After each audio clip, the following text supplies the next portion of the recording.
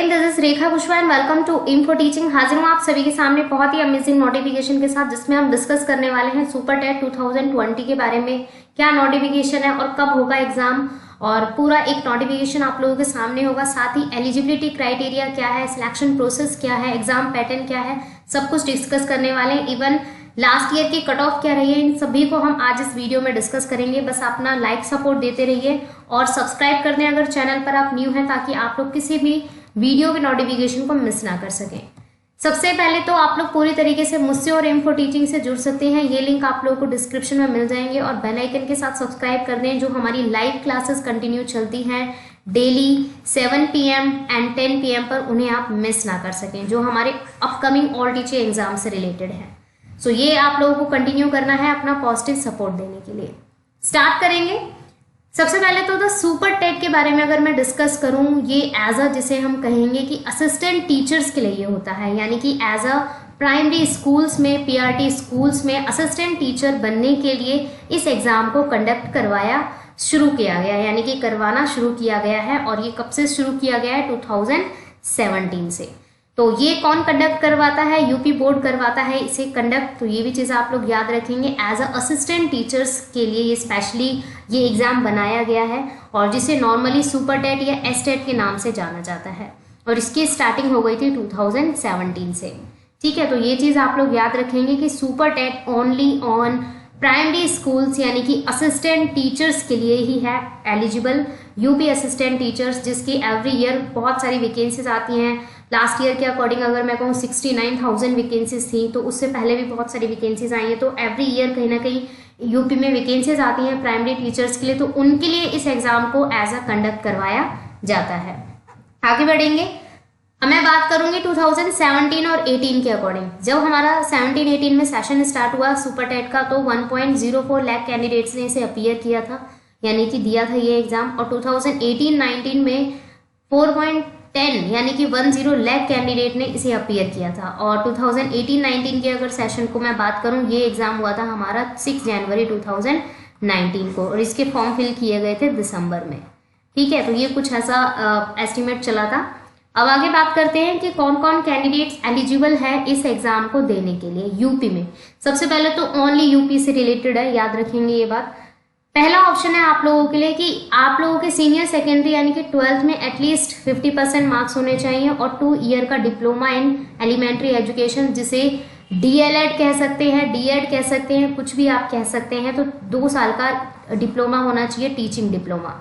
Second option है senior secondary यानी कि 12th में आपके 50% मार्क्स होने चाहिए, और साथ ही 4 ईयर का बैचलर ऑफ एलिमेंट्री एजुकेशन यानी कि BLED भी अगर आपके पास है, तो भी आप एलिजिबल हैं इस एग्जाम को देने के लिए। Senior secondary with at least 50% marks and pass in the final year of second year diploma in education special education. जो स्पेशल एजुकेशन, जो स्पेशल चाइल्ड के लिए जो कोर्स होता है, अगर आपने वो किया हुआ है 2 ईयर का, और 50% थे आपके 12th क्लास में, तो भी आप एलिजिबल हैं। और फाइनल ईयर में भी है, यानी कि अभी तक आपका कंप्लीट नहीं हुआ है, पास नहीं हुआ है, तो भी आप एलिजिबल हैं। Graduation and pass a 2 year diploma in education या एलिमेंट्री एजुकेशन, अगर आपके पास ग्रेजुएशन है और साथ ही 2 साल का कोई भी टीचिंग डिप्लोमा है as a diploma in elementary education, तो भी आप एलिजिबल हैं इस एग्जाम को देने के लिए। ग्रेजुएशन एंड BEd कैंडिडेट्स भी इसके अप्लाई कर सकते हैं।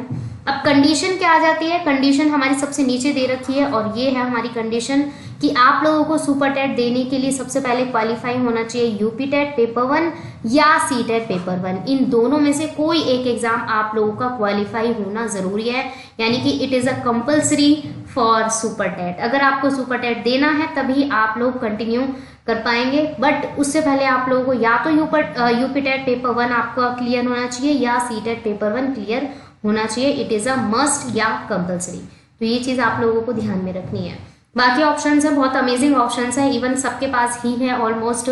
अगर BTC भी आप लोगों का कहीं ना कहीं है, तो अभी आप एलिजिबल माने जाएंगे यहाँ पर। ठीक है, जरूरी नहीं है कि डिप्लोमा इन एलिमेंट्री एजुकेशन कुछ अदर हो या अदर कोर्स हो, BTC के अकॉर्डिंग ही आप लोग कहीं ना कहीं इसको एलिजिबल भी कर सकते हैं। देन है हमारे सामने एज क्राइटेरिया। एज क्राइटेरिया क्या होता है इस एग्जाम का? लिमिटेशन आप लोग देख लीजिए।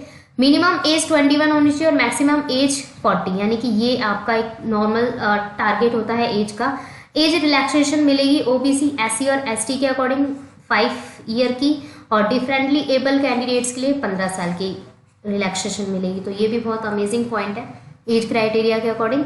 और 21 से 40 है तो मेरे हिसाब से तो कोई ऐसी दिक्कत वाली बात है ही नहीं, आप लोग आसानी से कंटिन्यू कर ही सकते हैं। अब आ जाता है एग्जाम पैटर्न क्या होता है और एग्जाम में कौन कौन से सब्जेक्ट्स इंक्लूड होते हैं, और ये ऑफिशियल है, ठीक है। अगर किसी को ऐसा लगता है कि ये ऑफिशियल नहीं है तो इट इज 110% श्योर ये ऑफिशियल नोटिफिकेशन है एज अ पैटर्न के अकॉर्डिंग। तो 2.5 घंटे का आप लोगों को टाइम मिलता है, ऑब्जेक्टिव टाइप्स क्वेश्चंस होते हैं, याद रखेंगे, और टोटल 150 का पूरा प्रोसेस होता है 150 मार्क्स के अकॉर्डिंग।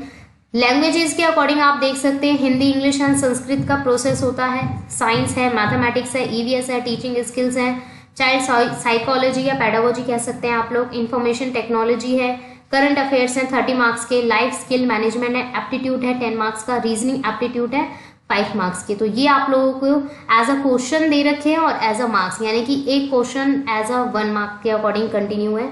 तो सबसे ज्यादा लैंग्वेज पर आप लोगों को ध्यान देना है, 40 मार्क्स की लैंग्वेज आएगी। साइंस का पैटर्न एज अ कंटेंट के अकॉर्डिंग 10 क्वेश्चंस आएंगे, मैथमेटिक्स में 20 क्वेश्चंस आएंगे, यानी कि 20 के अकॉर्डिंग, ईवीएस में 10 क्वेश्चंस आएंगे, टीचिंग स्किल्स में 10 क्वेश्चंस, चाइल्ड पेडागोजी या साइकोलॉजी में 10 क्वेश्चंस, इंफॉर्मेशन एंड टेक्नोलॉजी में 5 क्वेश्चंस, करंट अफेयर्स 30 मार्क्स के आएंगे। तो यानी कि वेटेज सबसे ज्यादा है आप लोगों की लैंग्वेज एंड करंट अफेयर्स के अकॉर्डिंग। तो ये दोनों आप लोगों को सबसे ज्यादा करने हैं। इवन अगर देखा जाए तो पढ़ना तो आप लोगों को सब कुछ ही पड़ेगा, क्योंकि सुपर टेट चाहता है कि आप लोग अगर प्राइमरी टीचर के लिए अप्लाई कर रहे हैं तो कहीं ना कहीं आपको एक एक चीज आनी चाहिए, हर चीज की आप लोगों को नॉलेज होनी चाहिए, ताकि आप प्राइमरी स्कूल में प्राइमरी क्लासेस के according 1st to 5th student को अगर पढ़ाएं तो आप लोगों को ईच एंड एवरीथिंग पता होना चाहिए, ताकि आप उसी के अकॉर्डिंग स्टूडेंट्स को पढ़ा सको, प्रॉपर तरीके से पढ़ा सको। तो ये एक मेन मुद्दा बन जाता है सुपर टेट पैटर्न का, ठीक है। तो ये आप लोग अगर चाहते हैं तो वीडियो पॉज करके भी देख सकते हैं इस पैटर्न को, बाकी आप लोग कंटिन्यू कर सकते हैं। बस आप लोगों का भाई आप लाइक इट जरूर दे दीजिए पॉजिटिव फीडबैक एंड सपोर्ट के लिए, और शुरू करूंगी मैं सीरीज सुपर टेट की भी, तो आप लोग अगर सब्सक्राइब कर देंगे और लाइक इट देंगे तो जरूर, और कमेंट बॉक्स में बताएंगे तो ऑफिशियली मैं कंटिन्यू कर ही दूंगी। सुपर टेट फाइनल सिलेक्शन के अकॉर्डिंग जो प्रोसेस है वो भी आप लोगों को बता दूं। होप सो मेरी ब्लेसिंग्स है आप लोगों को, अगर आप अच्छे से मेहनत कर रहे हो, कंटिन्यू कर रहे हो और बिल्कुल जेन्युइन तरीके से पढ़ रहे हो तो सुपर टेट आप लोगों का जरूर क्लियर होगा। तो सुपर टेट में आपके 60% मार्क्स होने चाहिए। हाई स्कूल यानी कि 10th के अकॉर्डिंग अगर देखा जाए तो आप लोगों के 10% उसमें से लिए जाएंगे। इंटरमीडिएट यानी कि 12th के अकॉर्डिंग आपके 10% मार्क्स उसमें से लिए जाएंगे। ग्रेजुएशन के अकॉर्डिंग 10% मार्क्स उसमें से लिए जाएंगे, और टीचिंग ट्रेनिंग सर्टिफिकेट या डिप्लोमा है उसके अकॉर्डिंग 10% मार्क्स लिए जाएंगे। इन सब का total as a merit base बनता है, मेरिट लिस्ट के अकॉर्डिंग इन्हें कैलकुलेट किया जाता है इस तरीके से, यानी कि इस परसेंटेज के अकॉर्डिंग, और फिर फाइनली जो एग्जाम के अकॉर्डिंग जो होता है वो 100 में से मिलता है, और उस 100 के अकॉर्डिंग आप लोगों की एक मेरिट लिस्ट आती है, उसमें आप लोगों का एक नाम आता है, तो इट मीन्स कहीं ना कहीं आप सिलेक्ट हो चुके हो, ठीक है। तो ये प्रोसेस चलता है इसमें सिलेक्शन का, आप लोग देख सकते हैं कहीं ना कहीं से। और बाकी चीजें तो ठीक है, बट मेन जो है आप लोगों का टारगेट सुपर टेट का ही होना चाहिए, क्योंकि 60% यहीं से कैलकुलेट होंगे, बाकी का तो 10% ले ही सकते हैं, उसमें से कोई ऐसा इशू नहीं है। 60% आप लोगों के यहाँ पर होने ही चाहिए। अब देख लेते हैं 2017 से जब से हमारा एग्जाम स्टार्ट हुआ है, और बोला गया है कि 2 बार होता है ये एग्जाम एक साल में, बट अभी तक तो ऐसा कुछ ज्यादा खास देखा नहीं गया है कि 2 बार हुआ है, क्योंकि नोटिफिकेशन कभी पोस्टपोन हो जाता है, कभी स्टे लग जाता है, कभी कुछ हो जाता है, कभी कुछ, तो ये चीज आप लोगों को भी पता है।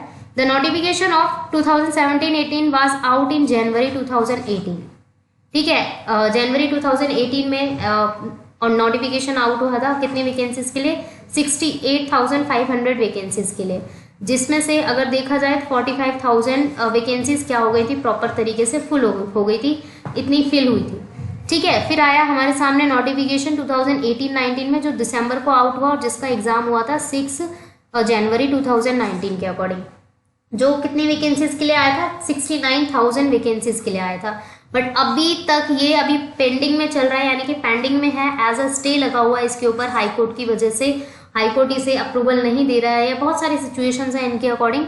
सो अभी तक तो ये नोटिफिकेशन क्या है कि अभी पोस्टपोन कर दिया गया है, कि इस साल का अभी तक नोटिफिकेशन नहीं आया है, और होप सो अपकमिंग मंथ में आ जाए, यानी कि हम वेट कर रहे हैं एज अ अक्टूबर के बाद सब कुछ क्लियर हो जाएगा, तो अक्टूबर के बाद ये नोटिफिकेशन आने के पूरे चांसेस हैं।